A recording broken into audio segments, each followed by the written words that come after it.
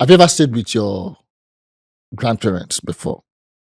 Stayed in the sense of going to live with them. Maybe having to live with them for a moment. No, I think my grandmom came to stay with us at a point in my life, so that's the highest because that was the longest. So what was the experience like? What was the relationship between your grandmom and your parents?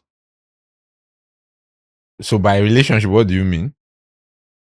Was it? I'm talking about in terms of everyday life. Okay, if someone is staying with you, maybe probably for like so a week or two. I think the highlight I liked was that was my, will I say, my adolescence age, where sometimes you become rebellious at home, and I was always having this back and forth with my father, and then I think I remember her letting my father know at some point that this child is mirroring you, so more like you should take it easy with me. I think that's something that sticks every time I remember her. So it was more like he was being too hard. So, but it was fun. At that point in time, it was fun. And then I remember something also. As kids growing up back in the days, they always tell you when a visitor comes, when they give you food, don't eat. So we are seeing our grandmother so she got so angry that why are we going to always reject something from her? So it was fun. It was fun. Okay, I'm just trying to see, what the relationship looks like between you and your grandparents, then your parents and your grandparents. Well, for me, the relationship between me and my grandmother, I'm not going to say parents because that's my grandmom from my dad's place. That's the person I'll say I know more than any other one, right? The rest, I'm not sure my grandfathers, I know them. I'm not sure I know them. But my two grandmothers, I knew them. But this is the one that I would say I had a relationship with. Okay. All right. So today we'll be talking about the sense of entitlement from parents to their children. That was why I asked you that question. Because these days you see parents, they feel that sense of entitlement that they should be taken care of by their children. But shouldn't you? Well, it is. Why do you call it a sense of entitlement? It's one thing when you are doing something out of your own volition, which you feel that, okay, it should be done. Now, when it comes to the idea that, it's compulsory, it's a must, that's where the issue comes in. Sometimes it might not be at your own convenience, but when you now have to go extra mile, fine, our parents went extra mile for us. But there are some instances whereby you don't have any other option. But they will always remind you of what they did for you in the past. And because of what they did for you in the past, you have to pay them. So that's the bone of contention. So is it a debt that you owe your parents when you say they remind you? To the parent, it's a debt. Okay. To the children, I would say it's a debt. Maybe it's a function of the society we find ourselves. Now, the way we treat the issue of family in Africa is different from the Western world. We are closely knitted. We are closely knitted. We are accommodating. But in the Western world, the reverse is the case. It's always about me and my spouse. So I feel like if you want to look at this thing, you have to look at it in a way where you have to understand the mindset of the child, the children, and if there was abundance, considering our own value system, would kids also complain? I think is there any child out there really that doesn't want to take care of his or her parents? Maybe it's a case of priority. At the end of the day, maybe they don't have so much for themselves, and that's where it now becomes an issue. Sometimes it's not even now. It might not even be about the availability of the financial resources. It could be some other things. For example, you as a man now, your parents are used to having you around. To an extent, they're used to maybe having some form of control over you. Now you're married. Someone is taking their place.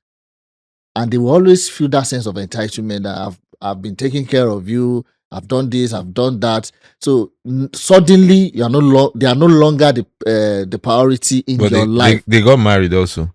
And they left. Some parents don't think like that. Okay, they feel, especially the women, they feel that, there's always this close affinity between the mother and the child. They've always been together through thick and thin. They would remind you how they carried you in their belly for 9 months, how they for how many years they back you, take care of you. They were not sleeping, this and that, forgetting that their own parents did same for them. Now, that's not the issue. The bone of contention is, okay, between me and my parents, I've been taken care of, then it is expected of me to take care of them as well. But sometimes there are some circumstances that are beyond your control, which might hinder you from doing what is expected of you. In that instance, it is expected that they understand. But where they don't understand, it becomes an issue. Some may intentionally not want to understand. They believe you have to go extra mile. So I think, or not I think, this is what I believe, that our parents expecting us to take care of them in their old age is their right. The extent of expectation is what is wrong, right? So, some parents, what you've not achieved, and that's what has been the bane of some African children, especially the male folks. The women are expected to go and get married, get another family from outside. Yeah. The men are expected to build their family. Some parents did not build themselves up. They were giving birth with the mindset that when the children grows, they will come and sort their issue. Now, things changed. Technology happened. The children, what was needed to bring up kids back in the days cannot do it now. Yeah. What you needed to train up a child back in the days was not as much as you will need now. Now, yes. Even down to the kind of foods that they eat growing up. Do you understand? Down to Pampers. Then, all of those things. It's reusable, right? It's so much now that the pressure now became so much on parents that even when the children now grows up, it's now very difficult for those children to sort their own family they are going to birth, and the family that they came from. It now becomes so difficult where it was easier before, right? Healthcare has even become so much of an issue now. Yeah. So all of those things. So all I'm saying is parents made mistakes. First of all, when we talk of overpopulating the country, they've made mistakes because someone once said that she was sitting there and just said, we're having a discussion, and she said she just feels like her father was just giving birth to them. He didn't have plans for how he was going to cater for them. And then when it became overwhelming, he just anyhow won't do herself. Do you get? Now, those same persons, now they are now old. They are expecting, at least this, I'm talking of a family that I know. They are not expecting so much from the children. And sometimes they are even willing to sacrifice the happiness of those children to suit themselves. So that's why I'm saying the expectation is not wrong, because your parents are going to get wary. They are going to get energy is going to drop, right? Yes. And all of those things. And some of them, like I said, did not have plans. They just gave birth. Birth control wasn't a thing like it used to be now. And all of those things. So the children are now everywhere. They could not set up those children to have access to economic resources that they will now use. Now, those children are now left to sort out life themselves. Because if we really want to look at it, I believe that your parents, I'm not of that belief that your parents owe you more than you owe them. They bettered you. They brought you into this world. They bettered you. So they should be able to have something for you. It is whatever they have kept, right? Or not really keep. It is whatever they've molded you into that would help you to be able to easily take care of them. But do you think it could be a function of the economic class you belong to? For example, the Dangotes of this world now would not be expecting their children to take care of themselves. We are saying the same thing. That's why I said how you've molded your children, right? Whether you've molded them by keeping inheritance for them, or you've given them access. Sometimes your parents don't give you money, but they've sent you to the best schools, right? Some parents go down to, after even the best schools, help the child to, they have also made some networks. They may not have so much money, but they've made some networks that I can call this friend this place, I can call this one this place, and they can just sort my child. So you've done that for your children. It makes it easier for them, right? It makes it easier for them to now come back and say, okay, my father, my mom, I can easily do this. But it becomes unfair when the things that you have not achieved as a father, you are expecting your child to now achieve those things. If it was so easy, why didn't you achieve it? Okay, now let's look at the domestic issues now. And I'll be using a man as an example. Now you have a man who has a wife and also has a parent. Now let's say peradventure the parent has come around to stay for like few weeks, just like you said the other time. Now, as a man, you are turning between tending to the needs of your wife, your parents. It becomes a competition at home. It's looking like you are married to two women. Now, that's the reality. Whether the parent is either a man or a woman, that's whether your father or your mother, in reality, it becomes a competition. They're now looking at you have been watchful of your steps. They are also looking at you that, okay, why are you going to favor this and that? It's an issue. So how do you solve that? It's a difficult one. You need wisdom at that point in time because, and I think this saying has been overflogged. You hear it's not the person you're marrying. And that's why I'm always a big advocate of we can't stray away completely from our culture. Down here, you're not marrying the person only, you're marrying into their family, right? So these kind of issues are easily managed in a house where you are well welcomed. So where the foundation of maybe that marriage is solid, right? Both families, and it's not going to be so much of an issue than a place where you were not, you understand my point. But the thing is, the man is always caught up in between. That's just the truth of the matter. And that's why you can see at the end of the day, if you favor your mom too much, your wife will call you a mommy's boy, right? Yes. And then if you favor your wife too much, that's where your mom will remind you that she carried you for 9 months and all of those things. But ideally, it's not supposed to be an issue. I feel it's the greed from either the man's family or greed from the wife, right? It depends. And at this point, the man just needs wisdom. And the best wisdom is is God. Pray to God. Because how do you really do it, right? How do you really, when people are already clashing? Because do they ever settle? We've even okay, I'll cite an instance for you. The people involved are about going out. Usually, the wife will sit beside the husband in front of the car. Now, the mother has rushed to sit in front. But the mom is wrong. In some cases, they would not believe. I know they will not believe that they are wrong. Then I won't go out with two of them together. That's just the truth of the matter. Because whether you like it or not, that's like avoiding the problem. You're not solving the problem. So the main way to solve the problem is, I'm not trying to. I thank God for my kind of mother. She cannot give me such a problem. That's just the truth of the matter. I say it with all sense of pride, right? She can't give me that kind of problem.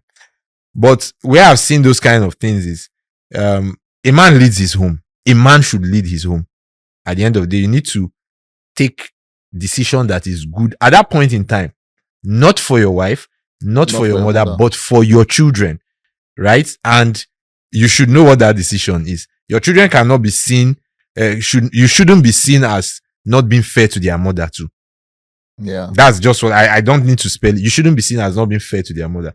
And then I feel like mothers that give their sons this problem without even sometimes people just stoke fire, just to cause issues. So mothers that give their children this problem are greedy. or they are being I don't want to selfish? agree with you. They may not necessarily be greedy. You know, humans are afraid of losing their position, especially maybe when you've been enjoying certain things in the past. I'll cite another example again. As a man, you are not married. You are used to sending an X amount of money to your parents at the end of the month, based on the current economic realities that you find yourself in. Now, when you get married, that's an additional responsibility. Now, when you have a child, additional responsibility. When you have another one, you guys are now 4. Let's say peradventure you have 3 kids, you guys are now 5. Whatever you were doing before you got married would definitely reduce, whether you like it or not. So even if you must have had increment in your disposable income, but whatever you are doing at some point will definitely reduce, because the higher your kids are going in life, the higher you spend. Except you are Dangote. Except if you are Dangote. But let's use an everyday example now. Now, for a parent, the parent will not understand. The first thing that comes to mind is, oh, the wife has come around now to change the whole thing. The wife is turning my son against me. I was getting an X amount of money. Why am I not getting it now? At that point, they might not try to be reasonable with you. And don't forget one thing: when parents are growing old, they suddenly become a child again. They're breathing like a child. And that is where I'm saying the expectation is never a bad thing for me. It is the extent of expectation, and which is what you've just depicted now by your the instance you're just citing now. Is the truth is some parents, or how I've always seen it, is some parents don't love their children as much as we expect, because that is where greed comes in. Right? What you just depicted now is an issue of greed. Now you used a man that got married. A man can also lose his ability to take care of his parents, quote unquote, without getting married. Yes. So what are they going to do? So it's just an issue of looking for who to easily blame, right? Easily blame. And then I'm saying that if you sort your life, try as much as possible to sort your life and reduce your expectation, it's never going to be a problem. And that's why I said, if it was so easy, in fact, let's even be truthful. Nigeria of yesteryears, what they made us believe is it was better than today. Yeah. So, if it was, why didn't they make all of those things? It means we shouldn't be. They should have had it easier than us. It means they should have kept well. So, what happened? Do you get my point? What happened? If Nigeria of yesteryears was better than the Nigeria that we met? Because I want to believe so, because we've had this discussion off camera or something. I tell you that it's like it never gets better in this country. We are always saying the past government is better than the current. We've always been saying that, like, and it keeps happening. So it tells you something. So it means our parents had it better. So what did they do with that time? So now to put expectations on you, and that's why you see it damages children, whether you like it or not, because the family you come from is also as important as the family you are making.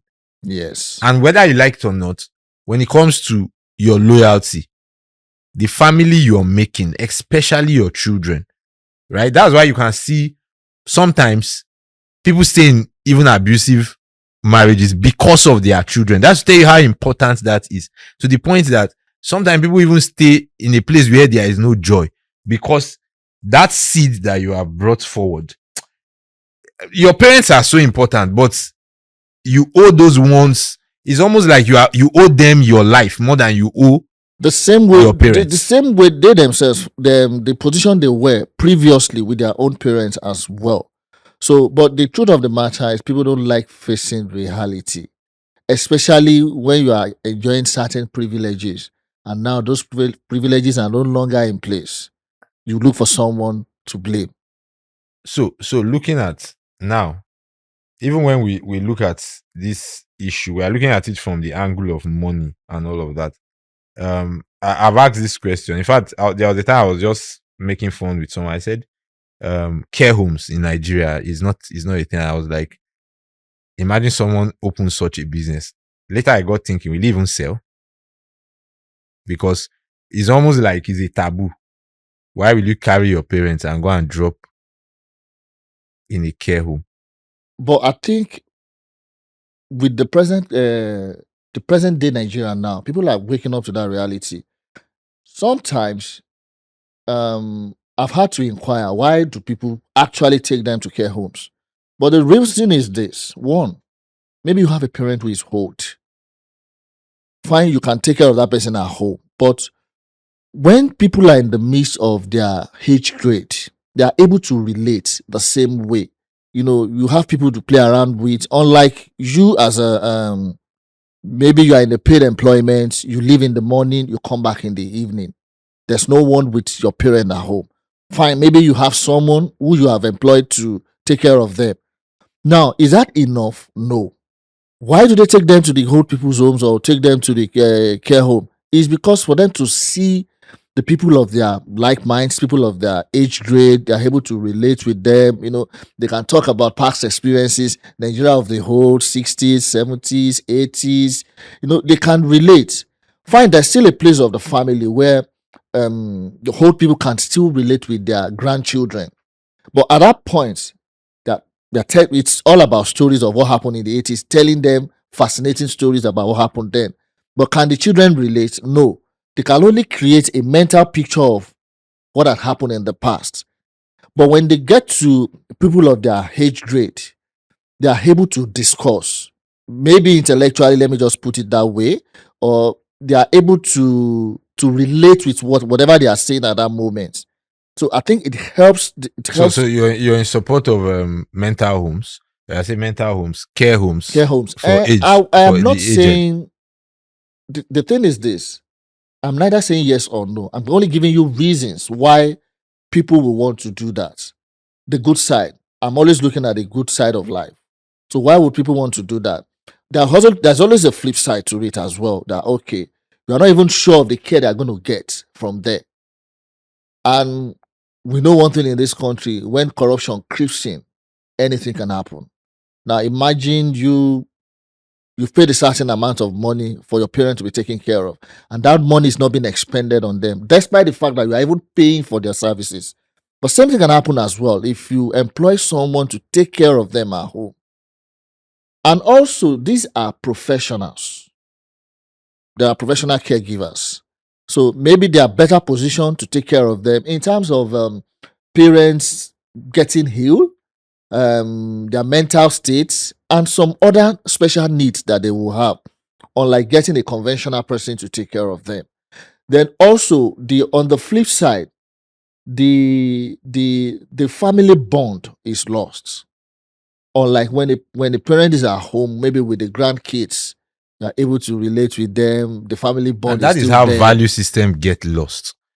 Especially because you look at, sometimes it is the older is the parents that reminds the children or the grandchildren, this is how we do these things, this is where you're from, and this is this, especially in times where our cultures are being eroded.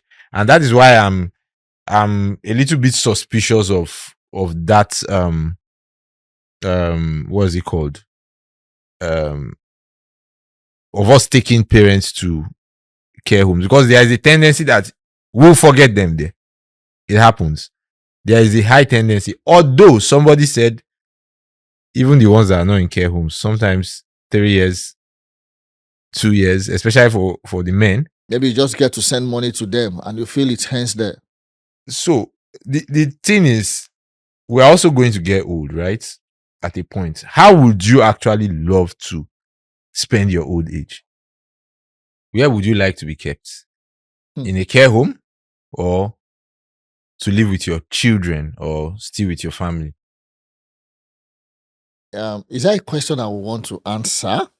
Of course, you've made a case, or you've made a case here for care homes being accorded importance in our society, because currently it's not a thing, right? So I really want to know: are you really would you fancy that? The sometimes I consider the circumstances or the context.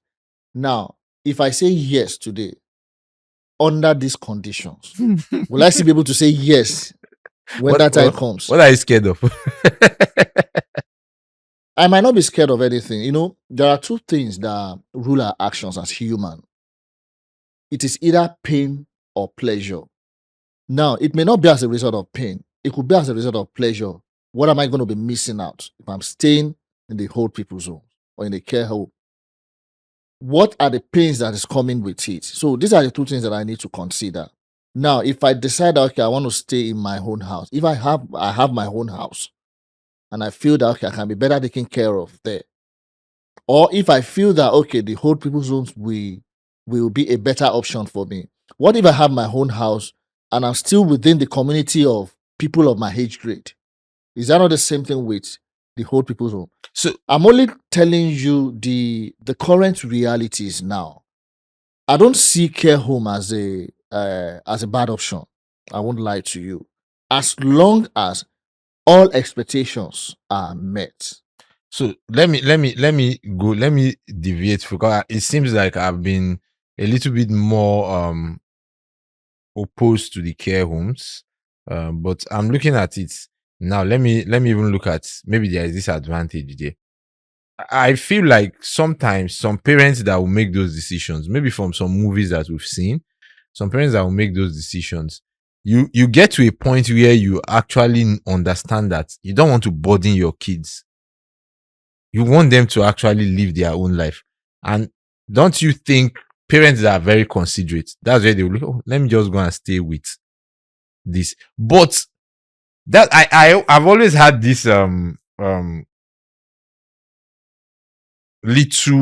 thought that comes to my mind, where I feel like we are being gagged in Africa, even down to the family system, where our parents is like a cult. Do you get? It's like a cult where they make you, they kind of guilt trip you. Yes.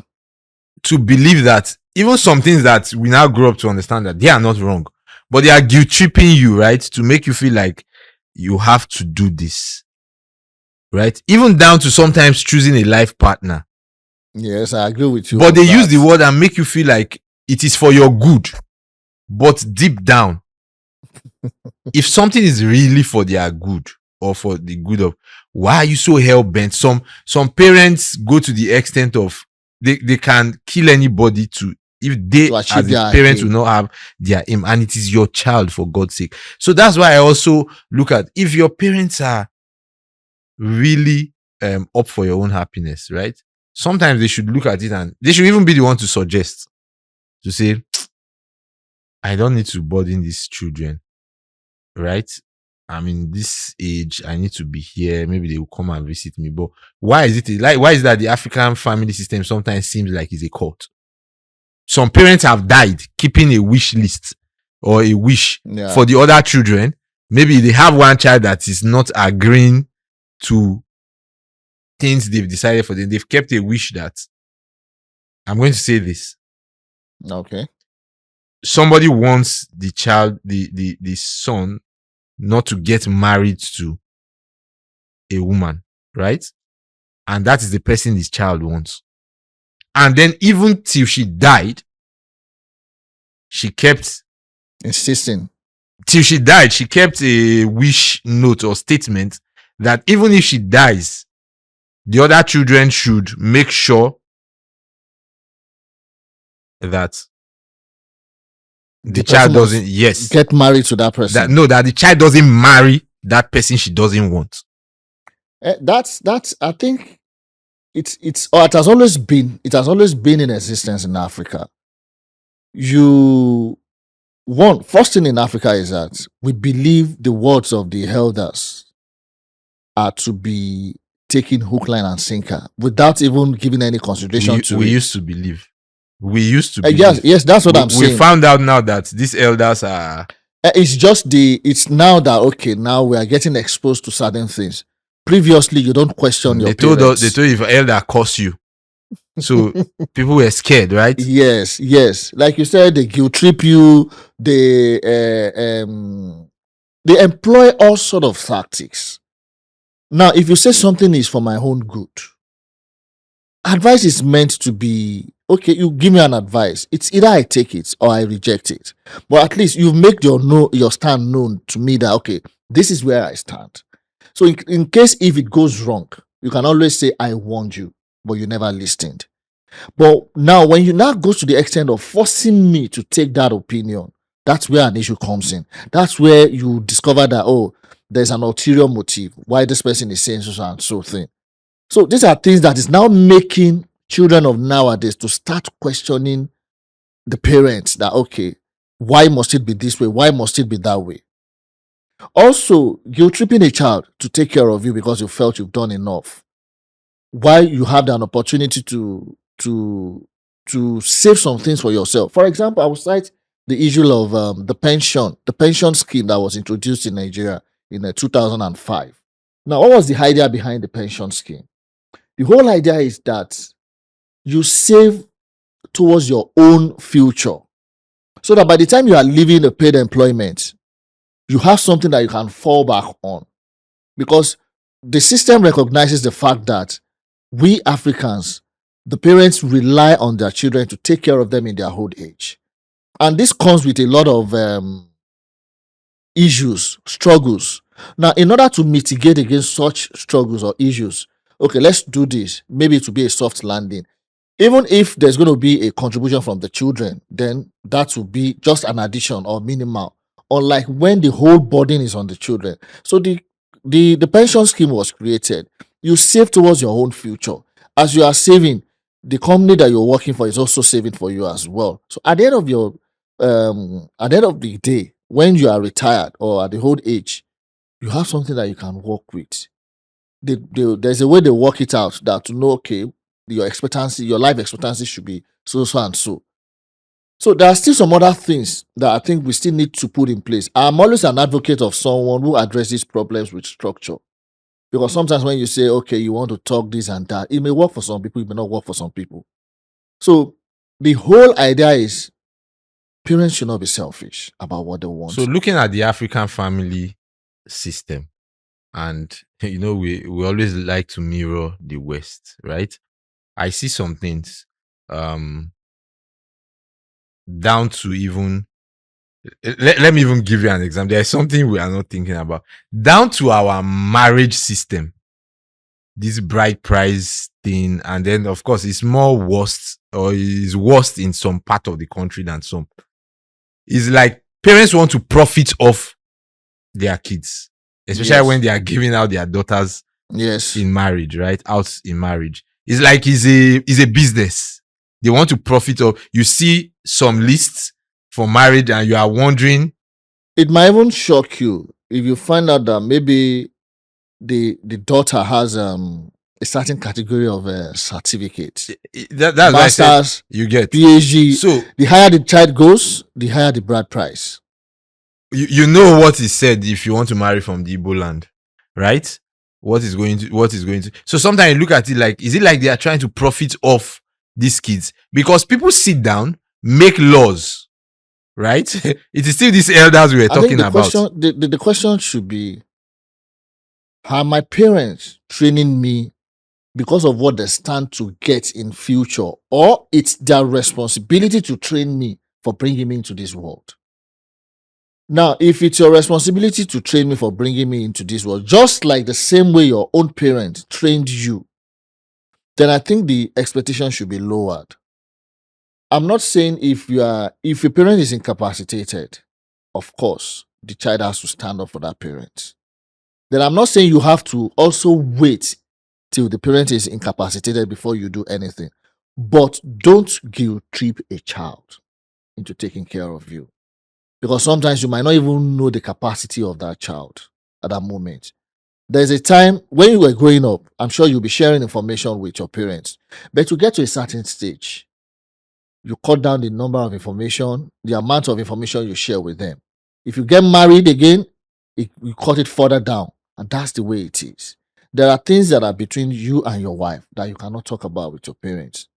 Likewise, there could be some things between you and your parent that you may not want to share with your wife. But one thing I have known in life is that your parents have a place in your life. Your wife has a place in your life. Likewise, your children. Ensure that you are doing the needful. You are doing what you can do within your own capacity and not being forced or guilt tripped into doing them. So once you do that, satisfy your conscience. Leave the Do you rest. think the Western world, the family system, is better than ours here or ours in terms of family system, where how much they are the ones that have this idea of caregiver homes, and then they have a saving culture, you get, and all of those things.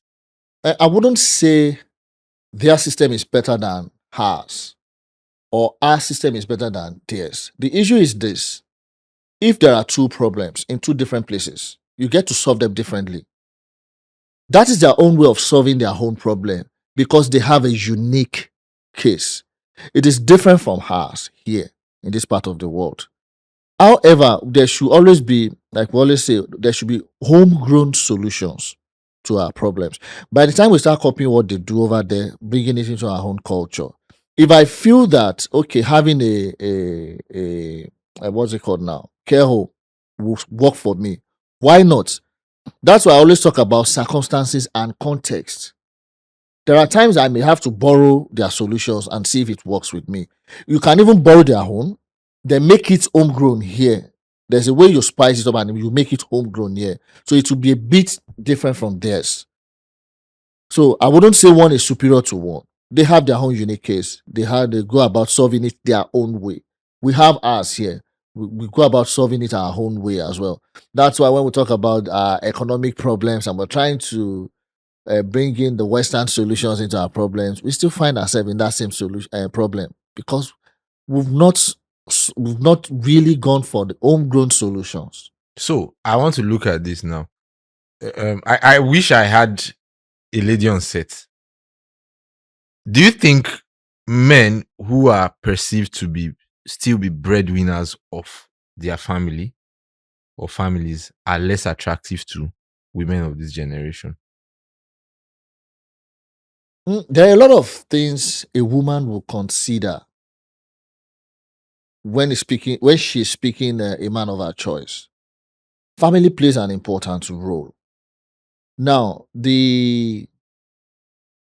if a man is too close to the mother and the man doesn't seem independent, probably for every decision you need to make, you have to consult your mother. That's a red flag for a lady that this person is not man enough to take decisions. There are times that maybe if you are the type that you're always bowing to every everything the mother says, that's a red flag for them. Even some ladies will tell you that if you as a man, you're always bowing to her own things or whatever she says, you're always bowing to it, or you accept everything, that it's a red flag for her. Women too want someone that will be able to put them in their own positions.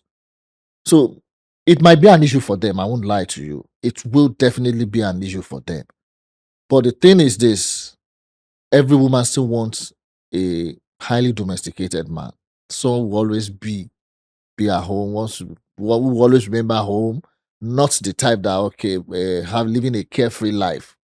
But in as much as they want that, they want a little modification to it.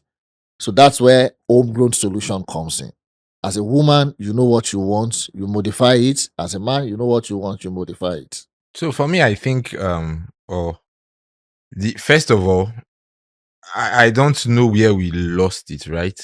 Because our elders contributed to the rot that we have here. And that rot is not just seen in the political system or leadership, it's seen down to the family unit. And this is what we are seeing. Where as parents, what you've not achieved, it's always good to pray that your children achieve more than you achieved, right? Whatever you consider as success. Yeah. But where it becomes bad is you see parents gaslighting their children. You see parents pushing their children and using very strong words. No be your mates, they do this one. No be your mates, they do this thing for their father. Yeah. No be your mates, they do this one for their mother. Do you understand? And you know what it can do to a child. However, if it is that easy and you are looking at parents that always go this route, are parents that, quote unquote, have not been able to do that. And I see it as frustration playing playing out. There was a joke I heard some time ago.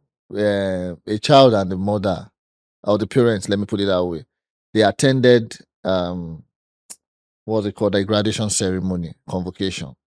Now they were calling out first class students, and the parents were saying, those are children, those are kids, this and that. And probably the guy had a second class lower or a third class. The guy kept quiet.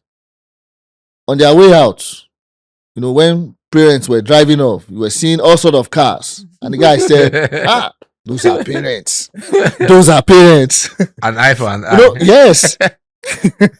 So if you can play the game, I can also play the game.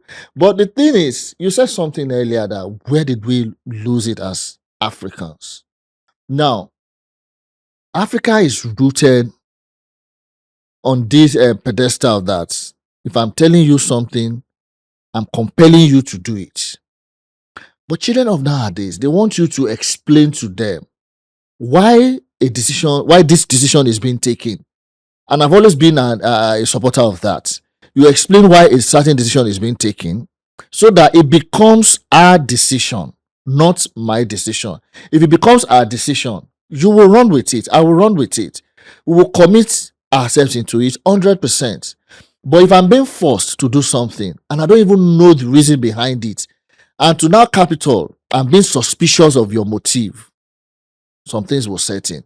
And it's only a matter of time before I start questioning you, especially maybe when the outcomes are not good enough. I'll start questioning you. But if I know from the onset that this is the reason why we are doing this, even if the outcome is not good enough, at least I know that, okay, we did our best. This is the reason. It's just I didn't work out. So I think we should be tilting towards that. We shouldn't be thinking that, okay, this is, you must listen to me as a parent. It has to be this, it has to be that. No. So, in essence, we don't owe our parents anything. Is that what you're saying? We do, but don't guilt trip me. That's my message.